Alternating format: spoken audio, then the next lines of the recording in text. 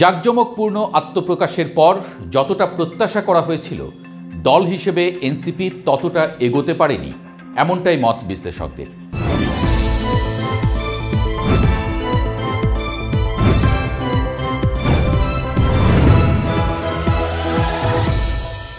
অভ্যন্তরীণ কোন্দল, সংগঠন গোছাতে দক্ষতার ঘাটতি, বিভিন্ন রাজনৈতিক দলের সঙ্গে সময়ে সময়ে মতানৈক্য, আর সবশেষে 1971 সালের মহান মুক্তিযুদ্ধ নিয়ে দলটির সাম্প্রতিক বয়ান, সব মিলিয়ে দলটি কি দিন দিন কোণঠাসা হয়ে পড়ছে? কান পাতলেই শোনা যাচ্ছে এমন প্রশ্ন। গত 4 মাসের বেশি সময় ধরে বিএনপির সমালোচনায় সরব ছিল এনসিপি। আওয়ামী লীগকে নিষিদ্ধ করার দাবিতে প্রধান উপদেষ্টার বাসভবন, যমুনা ঘেরাও এবং শাহবাগ অবরোধের সময়েও বিএনপিকে কড়া ভাষায় আক্রমণ করে এনসিপি নেতারা। জুলাইয়ের গণ অভ্যুত্থানের সময় গণহত্যার দায়ে আওয়ামী লীগকে নিষিদ্ধ করার দাবিতে দক্ষিণাঞ্চলের মুখ্য সংগঠক হাসনাত আবদুল্লাহ আন্দোলনের ডাক দেন। ফ্যাসিবাদ বিরোধী জাতীয় ঐক্য ব্যানারে গড়ে ওঠা এই আন্দোলনে যোগ দেয় বিভিন্ন রাজনৈতিক ও অরাজনৈতিক সংগঠন। বিএনপিবিহীন এই আন্দোলনে অংশ নেয় জামায়াতে ইসলামী, ছাত্র শিবির, আপ বাংলাদেশ, হেফাজতে ইসলাম, AB party, labour party, Khelafat Majlis সহ আরও কয়েকটি রাজনৈতিক দল। টানা 3 দিন আন্দোলনের পর গত 10ই মে রাতে অন্তর্বর্তী সরকার আওয়ামী লীগের সব রাজনৈতিক কার্যক্রম নিষিদ্ধ করার সিদ্ধান্ত নেয়। তবে এই নিষেধাজ্ঞা উৎসব ছাপিয়ে সমাজ মাধ্যমে আলোচনার কেন্দ্রে চলে আসে ছাত্র শিবির নেতাদের গোলাম আজমের বাংলায় আওয়ামী লীগের ঠাঁই নাই স্লোগান এবং জাতীয় সঙ্গীত পরিবেশনের সময় ইসলামপন্থী কর্মীদের বাধাদান সংক্রান্ত ভিডিওতে। এতে এনসিপির মধ্যপন্থী ভাবমূর্তি প্রশ্নের মুখে পড়ে।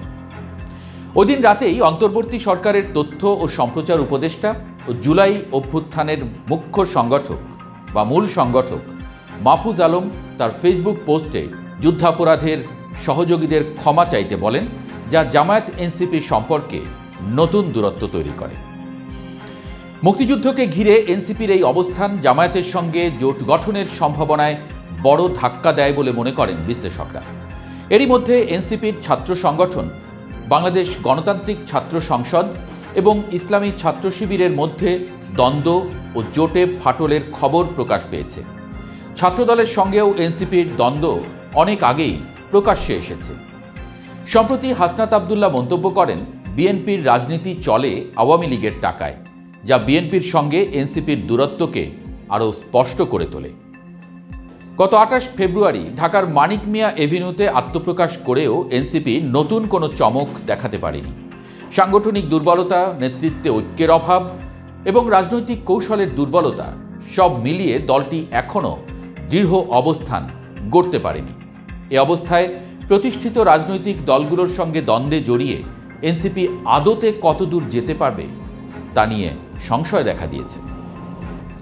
জামায়াতের সঙ্গে এনসিপির সম্পর্ক উপেক্ষা করতে পারেনি বিএনপি। ভোটের মাঠে যা সম্পর্কের প্রভাব বিবেচনায় পদক্ষেপও নিয়েছে, কিন্তু এনসিপি জামায়াত দ্বন্দ্ব যেন বিএনপির জন্য শাপে বড় হয়ে এসেছে। বিশ্লেষকরা বলছেন, এই দ্বন্দ্বের সবচেয়ে বড় সুবিধাভোগী হবে বিএনপি। গঠনের আগেই এনসিপির নেতৃত্বে দ্বন্দ্ব দেখা দেয়। দল গঠনের পরেও ঐক্য প্রতিষ্ঠায় তারা সফল হয়নি।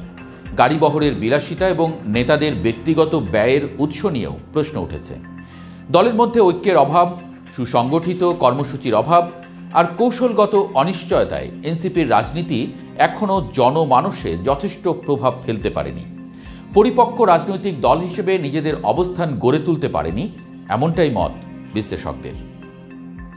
যদিও এনসিপি নানা দাবিতে মাঠে থাকার চেষ্টা করছে, তবুও অন্য দলের সমর্থন ছাড়া প্রভাব বিস্তার করা কঠিন। আওয়ামী লীগ নিষিদ্ধের আন্দোলনে কিছুটা ঐক্য দেখা গেলেও জামায়াত ইস্যুতে বিভাজন দ্রুত স্পষ্ট হয়ে যায়। বিশ্লেষকরা বলছেন, গণপরিষদ নির্বাচন ও সংবিধান পুনর্লিখন নিয়ে রাজনৈতিক দলগুলোর স্বার্থ ও অবস্থান ভিন্ন। এসব বিষয়ে একমত হওয়া সহজ নয় এবং আন্দোলনের মাধ্যমে চাপ সৃষ্টি করলে সংঘাত বাড়তে পারে। ঢাকা বিশ্ববিদ্যালয়ের রাষ্ট্রবিজ্ঞানী ডক্টর সাব্বির আহমেদ বলেন, এ বিষয়গুলো নিয়ে আলোচনার বাইরে আন্দোলন হলে পরিস্থিতি আরও সাংঘর্ষিক হবে। ছাত্র নেতারা বিষয়গুলো বুঝবে এবং সে অনুযায়ী নীতি নির্ধারণ করবে। গত কয়েক বছরে বিএনপি ও জামায়াতের সঙ্গে এনসিপির সম্পর্ক আরও জটিল হয়েছে। জামায়াতের আমির লন্ডনে খালেদা জিয়ার সঙ্গে দেখা করার পর দলটি নির্বাচনী অবস্থান বদলাতে শুরু করে। আগে যেখানে সংস্কারের পরে নির্বাচন বলছিল, এখন বলছে রোজার আগেই নির্বাচন চাই। অন্যদিকে এনসিপি এখনও বলছে আগে সংস্কার পরে নির্বাচন। এই অবস্থানে এনসিপির সঙ্গে জামায়াত ও বিএনপির দ্বন্দ্ব বা দূরত্ব বেড়েছে। জাতীয় নাগরিক পার্টি যাত্রা শুরু করলেও এখনও রাজনৈতিক মাঠে শক্ত অবস্থান গড়ার পথে অনেক চ্যালেঞ্জ রয়েছে।